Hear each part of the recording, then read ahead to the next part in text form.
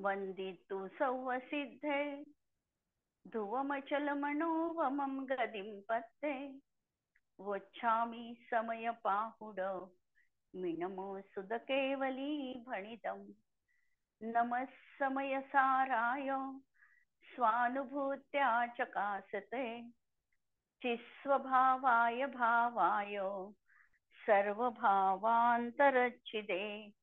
अंतिम शासन नायक 1008 भगवान महावीर स्वामी की जय। द्वादशांग श्रुत देवी की जय। स्वाध्याय कक्ष संपेपर्यंत आपणा सर्वांना चतुर्विध आहाराचा त्याग असणार आहे।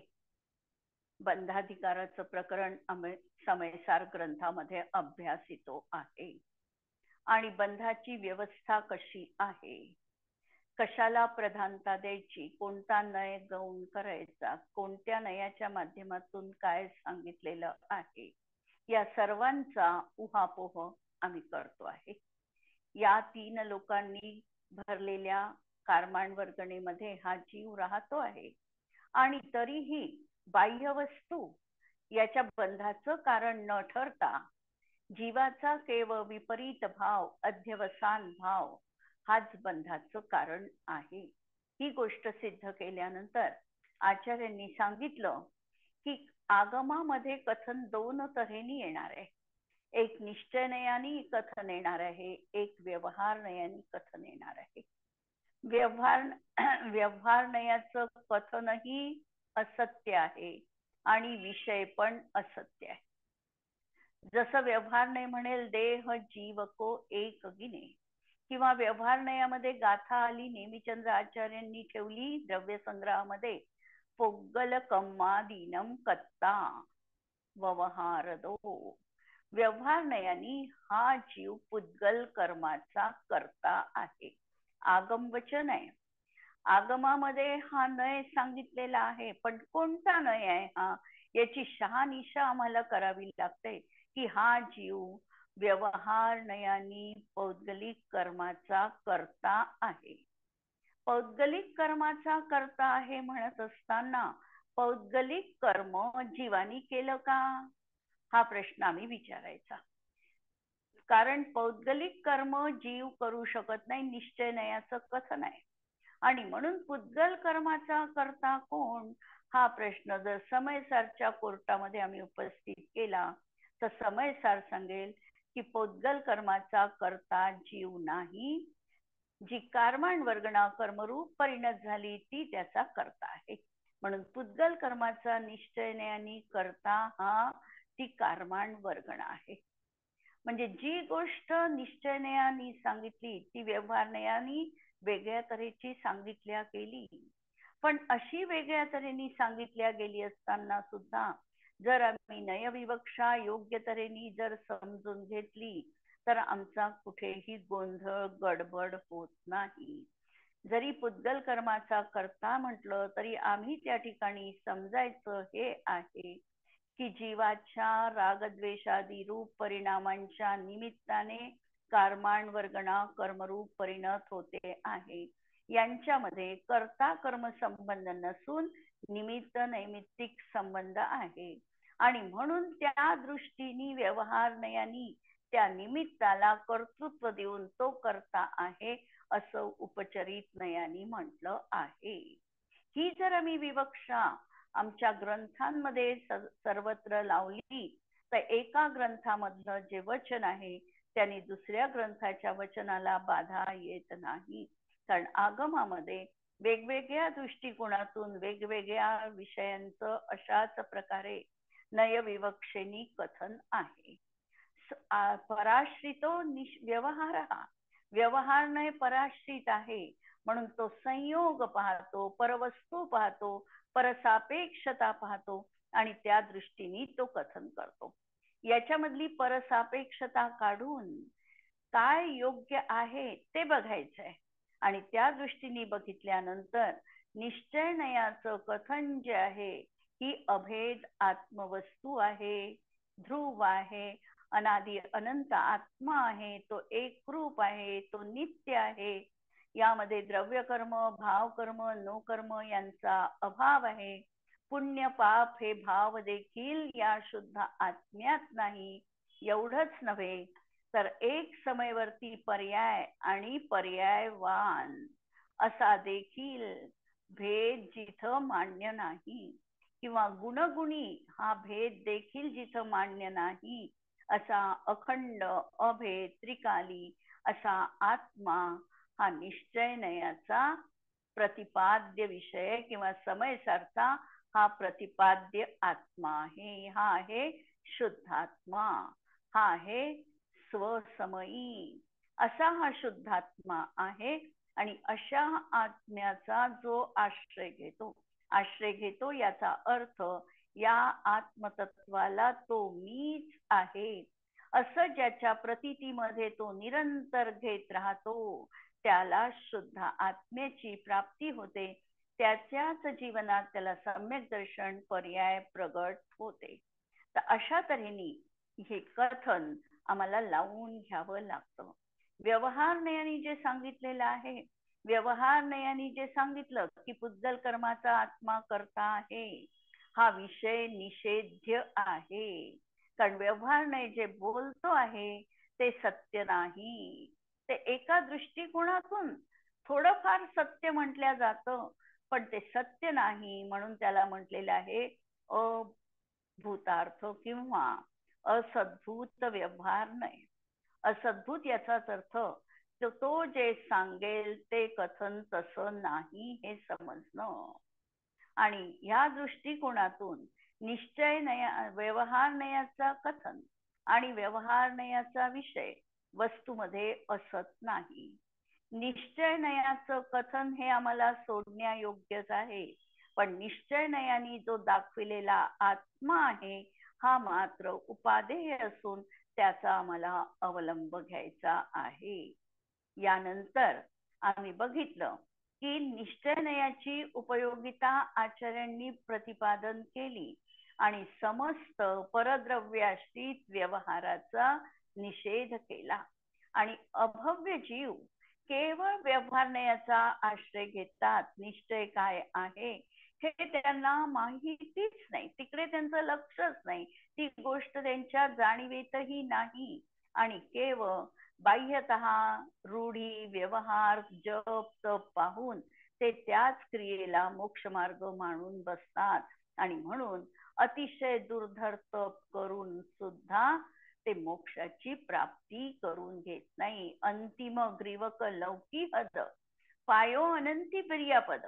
अनंत वेळा त्यांनी ग्रैवेक पद धारण केलं, पण स्वपरभेद विज्ञान मूळ जे आहे त्यालाच हा समजला नाही. आणि म्हणून त्याला मोक्ष तत्वाची प्राप्ती होऊ शकत नाही. टोडरमलजींनी एका ठिकाणी असं म्हटलेलं आहे की कसं आम्ही जीवनात जगतो की को नर निश्चयसे आत्मको शुद्ध मान. निश्चयाचे नयाचे जे एकांती असतात तेच असं म्हणतात को नर, काही नर म्हणजे निश्चय नयाचे एकांतवादी नाही, आत्मको शुद्ध मान, आत्मा शुद्ध आहे असं मानतात. आणि भय है स्वच्छंद आणि छोडे नाही निज ध्रुवता आणि न पिछाने निज ध्रुवता. आणि अशा तऱ्हेने ते स्वतःच्या स्वभावाला ओळखत नाही. मांडतात ते निश्चय नय मांडतात, पण निश्चय नयाने जे सांगितलेलं आहे तिथे ते मानत नाही आणि स्वच्छंदता जीवनात जपतात. आणि को नर व्यवहारसे दानशील जप तप भाव कोही आत्मके हित जान. आत्म्याचे हेच हितकारी आहे असं मानतात.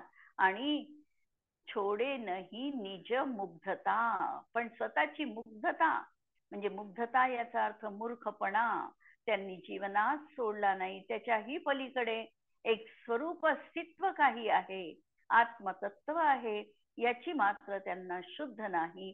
आणि केवळ शुभ क्रियेमध्ये ते अडकून पडलेले आहे. शुभ क्रियालाच मोक्ष मार्ग मानत आहे. जप तप व्रत शील संयम याची आराधना ते करतात आहे, परंतु आराधना करतानाही अंतरंगामध्ये भाव भासणार नाही. निश्चय नाही काय त्याचे हेतुभूत श्रद्धा, ज्ञान, चारित्र्य यांना ते जाणत नाही आणि म्हणून ते अभव्य मिथ्यात्वीच असतात. त्यांच्या जीवनामध्ये मिथ्यात्व प्रकृती आणि अनंतानुबंधी यांचा अभाव झालेलाच नाही. मिथ्यात्वाची कदाचित मंदता असेल, अनंतानुबंधीची मंदपत्ता असेल जीवनात, पण अनंतानुबंधी चौकडीच त्यांच्या जीवनामधून सुटलेली नाही आणि निश्चय त्यांना अवगत झालेला नाही. असे जीव अजूनही मिथ्यात्व जोपर्यंत जीवनात संपत नाही तोपर्यंत संसारामध्ये परिभ्रमण करतात. आणि जर ते अभव्य जीव असेल तर त्यांना कधीही आत्म्याचं स्वरूप समजू शकत नाही. कितीही त्यांनी म्हटलं तरी ते आत्मा हे समजतच नाही त्यांना आणि म्हणून ते पहिल्याच गुणस्थानात नित्य असतात. मिथ्यात्व त्यांच्यासाठी अनादी अनंत असतं. जे सम्यक्त्वी आहे किंवा जे भव्य जीव आहे त्यांच्यासाठी पहिलं गुणस्थान अनादी शांत असू शकतं. सगळ्यांच्या जीवनात भव्य आहे म्हणून अनादी शांत असेल असंही नाही. काही भव्य जीव असे पण आहेत की जे अजूनही निगोद राशीमध्येच खितपत पडलेले आहे आणि निगोद राशीतून ते निघणार पण नाही. ते भव्य आहे पण तरीही निगोद राशीतून ते निघणार नाही. ते अभव्य नाही आहे पण तरीही ते निघू शकत नाही.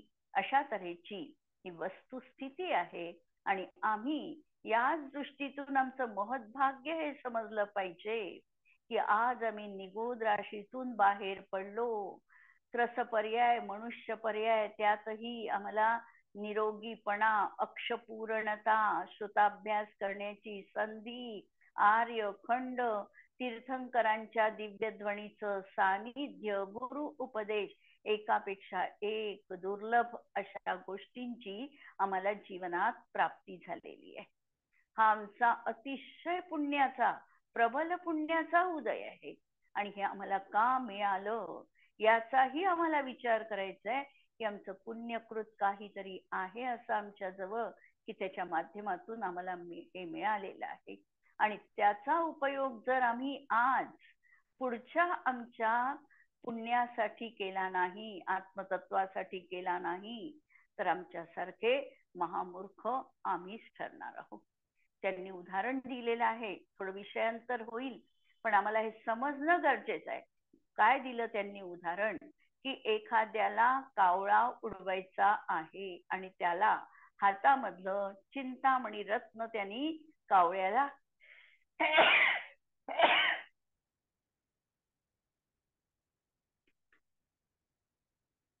चिंतामणी रत्न हे कावळ्याला फेकून मारण्यासाठी उपयोगात आणलं.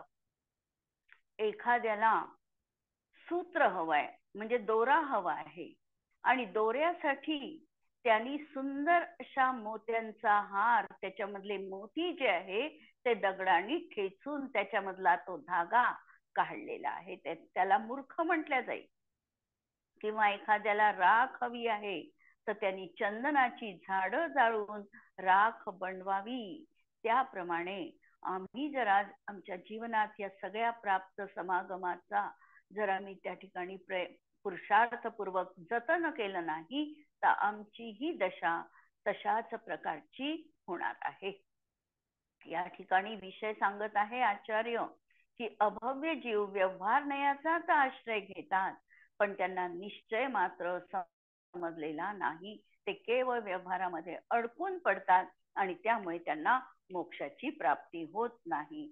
अशा तऱ्हेची कालची गाथा आपण 273 नंबरची बघितलेली होती. आता पुढची गाथा पहा 274 नंबरची. ही अभव्य जीव आहे. अभव्य जीवाला ज्ञानामध्ये काहीही कमतरता नाही.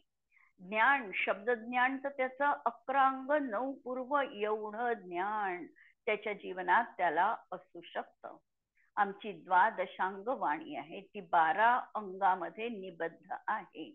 12 अंगांपैकी 11 अंग आणि 9 पूर्व. आम्ही जेव्हा 11 अंग आणि 14 पूर्वाचे ज्ञाते म्हणतो, द्वादशांगाचे पाठी म्हणताना त्यावेळेला 11 अंगाचं ज्ञान आणि 12व्या अंगाचे परत 5 भेद केलेले आहे. त्याच्यामध्ये एक पूर्व नावाचा भेद आहे. या पूर्वाचे 14 भेद आहे तर या 14 भेदांमधले त्यांना 9 भेदांचं ज्ञान असतं, पण तरी देखील स्वपरभेद विज्ञान नाही. आत्म अनात्मा काय याची प्रतीती जीवनात नाही, आणि म्हणून 11 अंगाचं ज्ञानही त्यांना सांगितलेले आहे. आणि तरीही तो अज्ञानी कसा, हा प्रश्न या ठिकाणी उपस्थित केला. गाथा 274 नंबरची. मुखम असद्दहंतो अभवी सत्तो दुजो अधिएज पाठो न करे द्विगुणम असद्द हेदस्य नाणम दू. मोक्षम असद्दहंतो, मोक्षाचे श्रद्धा न करणारा, असा तो अभव्य जीव. मोक्षाचं श्रद्धा नाही, तर 7ही तत्वांचं त्याला यथार्थ श्रद्धा नाही. पहिल्यांदा तर मी आत्मा आहे याच्यावरही त्याचा विश्वास नाही. आत्म्याविषयी ग्रंथ वाचले, पठन पाठन केलं, शाब्दिक ज्ञान आहे, पण पहिल्यांदा बेसच त्याचा पक्का नाही की मी हा आत्मा आहे आणि मी परमात्मा बनू शकतो. ही हृदयस्थ हाक त्याच्या जीवनात अंतर्मनातून कधीच पुरायमान झाली नाही. 7 तत्वांचं त्याला यथार्थ ज्ञान नाही, किंवा परमेष्ठीचं त्याला ज्ञान नाही, देवशास्त्र गुरुचं तो यथार्थ श्रद्धान करू शकत नाही. आणि असा हा मोक्षाचं श्रद्धान नसणारा कोण, तर अभव्य. त्याला सर्वज्ञतेवरही त्याचा विश्वास नाहीये. त्याला जे जे काही अरहंत भगवंतांनी सांगितलेलं आहे त्याच्यावर विश्वास नाही.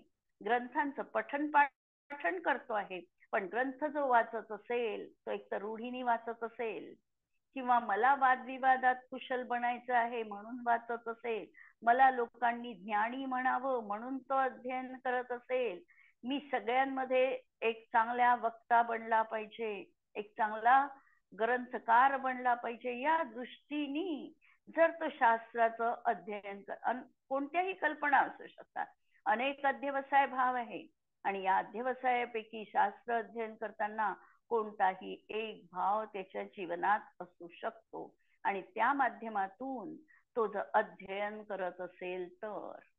आणि आम्हाला या स्वतःला तपासायचं आहे की आम्ही अध्ययन करतो आहे, याच्यामधला कोणता हेतू आमच्या जीवनात आहे का. पहिल्यांदा आमचा अभिप्राय आम्हाला बघायचा आहे. शास्त्र श्रवण करताना, शास्त्र ऐकताना, वाचताना, लिहिताना, मनन चिंतनात येताना एक आणि एकमेव माझा उद्देश हा पाहिजे की या शास्त्राचं प्रतिफलन माझ्या जीवनामध्ये मला सम्यक्त्वानुभूती हो. मी कोण आहे याचं प्रतिती युक्त ज्ञान मला हो. मम परम विशुद्धी, माझी परम विशुद्धी हो. उत्तरोत्तर माझ्या परिणामांमध्ये मंदता येऊ. स्वपरभेद विज्ञानाची मला प्राप्ती हो.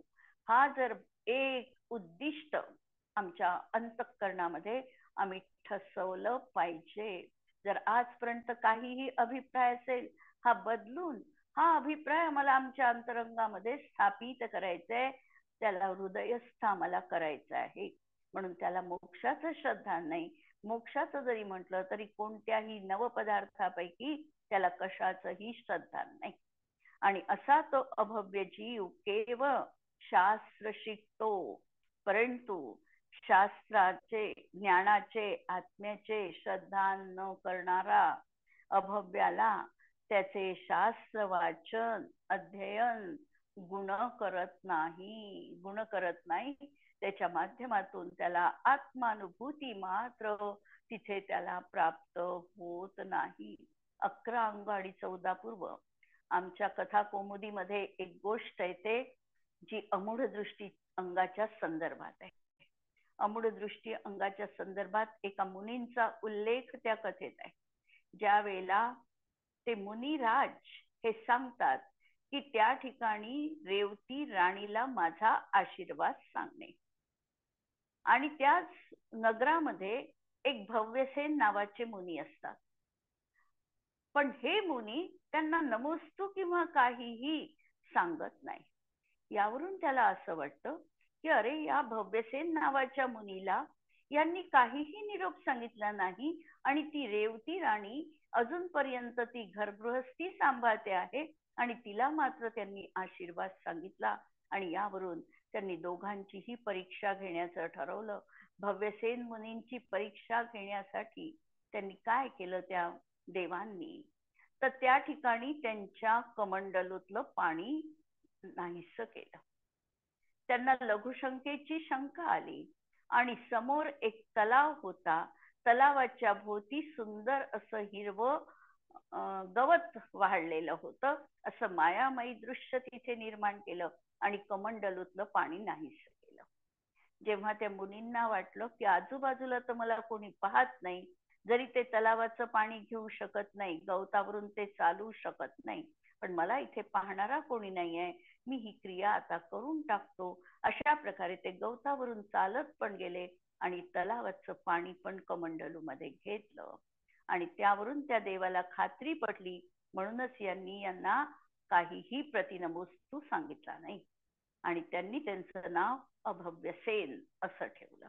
ही कथा आम्हाला अमूढ दृष्टी अंगामध्ये मिळते. आणि रेवती राणीची जी परीक्षा घेतली, तर रेवती राणीची परीक्षा घेताना 4 दिवस पर्यंत सातत्याने रेवती राणीची परीक्षा सुरू होती. पहिल्या दिवशी त्यांनी पूर्व दिशेला एक सुंदर असं विष्णूचं रूप धारण केलं. आता कदाचित क्रम बदलला असेल. विष्णूचं, शिव आणि शंकर सगळे रूप धारण केली. चौथ्या दिवशी मात्र समव शरणाचीच रचना केली. ही इतर देवदेवतांना शरण येत नाही हे बघितल्यानंतर चौथ्या दिवशी समव शरणाची रचना केली आणि साऱ्या नगरीमध्ये एक सगळी लहर उत्पन्न झाली की भगवंतांचं समव शरण आलेलं आहे. सगळ्यांनी उपदेश ऐकायला जायचं, दिव्य ध्वनी त्यांची कीर्ती आहे, हे सगळी वार्ता सगळीकडे पसरली. रेवती राणी म्हणाली की 24 तीर्थंकर या काळामध्ये होऊन गेलेले आहे, 25वे तीर्थंकर होणं नाही आणि असे तीर्थंकर भरत क्षेत्रात आता संभवनीय नाही. हे काहीतरी मायामयी दृश्य आहे. अशी ही रेवती राणीची परीक्षा, म्हणजे ती त्या परीक्षेत उत्तीर्ण झाली. आणि हे मात्र एवढे सगळे मुनिव्रत पाळत असताना देखील अध्ययनही असेल त्यांचं, आणि तरी देखील ते केवळ शास्त्र वाचन त्यांना आत्मप्रतीती करण्यासाठी उपयुक्त झालं नाही. कारण त्या दृष्टीने अंतर्मुख होऊन स्वतःच्या आत्मतत्वामध्ये भेदविज्ञानाची ही निरंतर जी धारा आम्हाला प्रस्फुटित करायची आहे, ही ते करू शकले नाही. आणि म्हणून आम्हालाही आमचा आत्ता प्रयत्न हा पाहिजे की सातत्याने क्रियेमधलं पृथक्करण आम्हाला करता आलं पाहिजे. माझा अभिप्राय काय आहे, मी अष्टक देते आहे, पूजा करते आहे, शास्त्र वाचते आहे, माझा अभिप्राय काय, याचा प्रयोग मला स्वतःचा माझ्यासाठी करायचा आहे. खरंच मी त्या प्रॅक्टिकल मध्ये मला उत्तीर्ण व्हायचं आहे, हा भाव ठेवून आम्हाला हा अध्यात्म ग्रंथाचं पारायण पठण करायचं आहे. म्हणून शास्त्र अध्ययन आमचं प्रतिसमय आम्ही म्हणायचं आहे की या शास्त्र अध्ययनाचं प्रतिफलन माझ्या जीवनामध्ये मला आत्म्याची अनुभूती होऊ दे. ही आमच्या जीवनातली सार्थकता असणार आहे. टीका पहा. प्रथमतः तर अभव्य जीव मोक्षाचे श्रद्धानच करत नाही, कारण त्याला शुद्ध ज्ञानमय आत्म्याचे ज्ञानच नसतं. कारण तिथे तो म्हणजे त्याची दृष्टी तिथपर्यंत पोहोचतच नाही. ह्या शुद्धात्मा काय आहे, याचं स्वरूप कसं शास्त्रामध्ये प्रतिपादन केलेलं आहे. हा म्हणजे मी आहे, मी परमात्मा बनू शकतो, हा अकाट्य विश्वास आम्हाला जीवनात पाहिजे.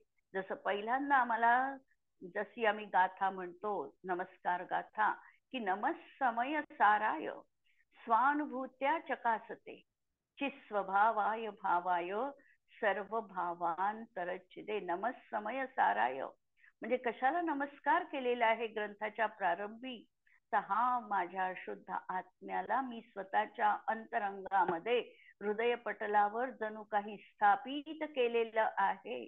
आणि या माझ्या शुद्ध आत्म्याला हा माझा नमस्कार आहे, शुद्ध द्रव्यार्थिक नयानी. पर्यायार्थिक नयाने किंवा दुसऱ्या दृष्टिकोनातून हा पंचपरमेष्ठीला नमस्कार आहे, पण शुद्ध द्रव्यार्थिक नयनी हा माझा मला, मीच वंद्य आणि मीच वंदक आणि मी भावाय, मी अस्तित्ववान आहे, माझं काल्पनिक जगत नाही आहे, मी खरा अस्तित्ववान आहे, चित स्वभावाय, आणि माझा स्वभाव कसा आहे तर चित स्वभाव चैतन्य रूप हा माझा स्वभाव आहे. आणि या चैतन्याची आराधना मला ज्ञान आणि दर्शन दोनही रूपांनी करायची आहे. ज्याने त्याची सिद्धी होईल ते माझ्यासाठी मला उपयोगी बनवायचं आहे. चिस्वभावाय भावाय आणि सर्व भावांतरच्छिदे, आणि माझा जो आत्मा आहे हा अन्य सर्व परभावांपासून पृथक आहे. हा जो आम्ही पहिल्यांदा आमच्या आत्मतत्वामध्ये या शुद्धाची आम्ही स्थापना केलेली आहे, हा आमचा स्थापना निक्षेप आहे.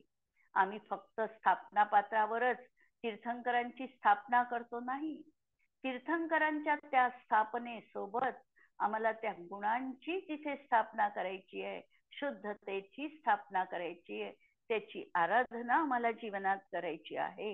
हे श्रद्धान मिथ्या दृष्टीच्या जीवनात येत नाही, तिकडे त्याचं लक्ष नाही. म्हणून शुद्ध ज्ञानमय आत्म्याचे त्याला ज्ञानच नसते, म्हणून तो ज्ञानाचे देखील श्रद्धान करत नाही, आत्माच समजला नाही.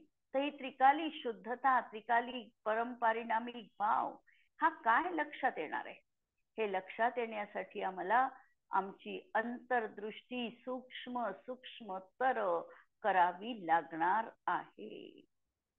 ज्ञानाचे श्रद्धान न करणारा तो आचारांनी 11 अंगाचे श्रुताचं अध्ययन करतो. तथापि शास्त्र अध्ययनाच्या फलाच्या अभावामुळे वास्तविकतः शास्त्र अध्ययनाचं फळ काय तर त्याचं फळ आहे स्वपर भेद विज्ञान, आत्मानुभूती, वैराग्य प्राप्ती, आत्म अनुभव, हे त्याचं फळ आहे. आणि आम्ही प्रश्न विचारायचा आहे आम्हाला स्वतःलाही की शास्त्र अध्ययनातून आम्हाला हे फळ प्राप्त होत आहे की नाही. होत नसेल प्रयत्न करायचे, परत भेदविज्ञान करायचंय, अखंड आराधना करायची आहे. अखंड आराधनेपेक्षाही मी शब्द ठेवेल अनुष्ठान. अनुष्ठान त्याला म्हणायचं की जी नॉन स्टॉप क्रिया आमच्या अंतरंगामध्ये, हृदयामध्ये, आमच्या मस्तिष्क मध्ये सुरू आहे, त्याचं नाव आहे अनुष्ठान. आणि अनुष्ठानामध्ये खंड पडत नाही. आपल्याला माहितीये एखाद्या गोष्टीचं अनुष्ठान जेव्हा तो करतो तेव्हा त्याच्यामध्ये खंड पडू द्यायचा नसतो. म्हणून अविच्छिन्न धारया हे शब्द वापरले. ज्ञान ज्ञानामध्ये जोपर्यंत प्रतिष्ठित होत नाही तोपर्यंत ही प्रक्रिया आम्हाला जीवनामध्ये सातत्याने करायची आहे.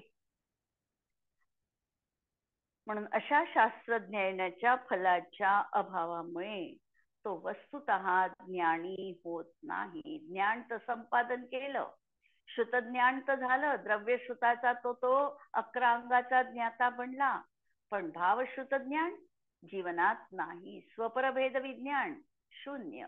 म्हणून 11 अंगाचं ज्ञानही इथे पण क्षायोपक्षमिक अज्ञान आहे असं म्हणावं लागतं. आहे खरं ज्ञान नाही आहे का, पण शाब्दिक आहे, अनुभूतीची जोड नाही, आणि म्हणून ते अजूनही मिथ्या दर्शनासोबत असल्यामुळे मिथ्या ज्ञानाच्याच कोटीत जाणार आहे. म्हणून वस्तुतः ज्ञानी होत नाही याचा अर्थ तो क्षायोपक्षमिक अज्ञानीच आहे. परद्रव्य परभावापासून भिन्न ज्ञानमय आत्म्याचे ज्ञान म्हणजेच स्वपरभेद विज्ञान हेच वास्तविक शास्त्र अध्ययनाचे फल आहे. म्हणून परद्रव्य आणि परभावापासून भिन्न म्हणून आचार्यांनी पहिल्यांदा जी प्रतिज्ञा केलेली होती, आचार्य ती गोष्ट सातत्याने आम्हाला सांगत आहे. आचार्यांनी प्रतिज्ञा केली होती की तम एयत्त विहत्तम अप्पाणम दाये हो, तो एकत्व विभक्त स्वभावी आत्मा मी तुम्हाला दाखविणार आहे. आणि मोक्ष बंधाधिकारापर्यंत येऊन पोचलो आपण आणि आचार्यांनी तो एकत्व विभक्त आत्मा आम्हाला दाखवायला सुरुवात केलेली आहे. पहिल्या जीव अजीवाधिकारापासून ही आचार्यांची सुरुवात सुरूच आहे आणि येणं केणं प्रकारेनं ते आम्हाला ते आत्मा दाखविण्याचा प्रयत्न करत आहे. बंधाधिकारामध्ये देखील सांगितलं की परद्रव्यापासून आणि परभावांपासून, जो आम्ही परद्रव्य आणि परभावांपासून भिन्न भाव बघितला, हिंसा गर्भ अध्यवसान भाव, यापासून भिन्न अशा ज्ञानमय आत्म्याचे ज्ञान म्हणजे स्वपर भेद विज्ञान. अध्यवसान भाव माझ्यापासून पृथक आहे आणि मी केवळ एक न्यायक स्वभावी आहे, हा भाव हेच वास्तविक शास्त्र अध्ययनाचं फल आहे. आणि ते फल पृथकभूत वस्तुभूत ज्ञानाचे श्रद्धा न करणाऱ्या अभव्यास शास्त्र पठणाने प्राप्त होणे शक्य नाही. आणि हे फळ जो पृथकभूत आत्म्याचं श्रद्धानच करत नाही, ज्याला तो आत्मा समजूनच घ्यायचा नाही, ज्याला आपल्या स्वतःच्या अंतर्मनामध्ये तो आत्मा विद्यमान आहे ही ज्याची मान्यताच नाही, त्याला तो आत्मा समजणं शक्य नाही. म्हणून हे शास्त्र पठणाने होणारं कार्य नाही. म्हणून त्या शास्त्र पठणाचा गुण नाही, म्हणजे शास्त्र पठणाने त्याला फलप्राप्ती होत नाही. अतएव तो समीचीन ज्ञान श्रद्धानाच्या अभावामुळे निश्चितपणे अज्ञानी आहे. म्हणून अजूनही मिथ्या दर्शन सहित तो आहे आणि त्याला अजूनही मिथ्या दृष्टीच म्हटल्या जातं. त्याचं एवढं ज्ञान देखील मिथ्या ज्ञानच म्हटल्या जातं. अभव्य जीवाने 11 अंगाचे पठण केले तरीही त्यास शुद्ध व भिन्न आत्म्याचे ज्ञान श्रद्धा नसल्या कारणाने त्या शास्त्र पठण गुणकारी होत नाही, म्हणून तो अज्ञानीच आहे. याचा पुढचा भाग आपण उद्याच्या याच्यात बघू. जिनवाणी के ज्ञान ते सूझे लोकालोक, सो जिनवाणी मस्तक नमो सदा देत हो. नमो अरिहंताणम नमो सिद्धाणम नमो आयर्याणम नमो वज्रायाणम नमो लोए सवसाहूनम. सर्वांना जय जिनेंद्र.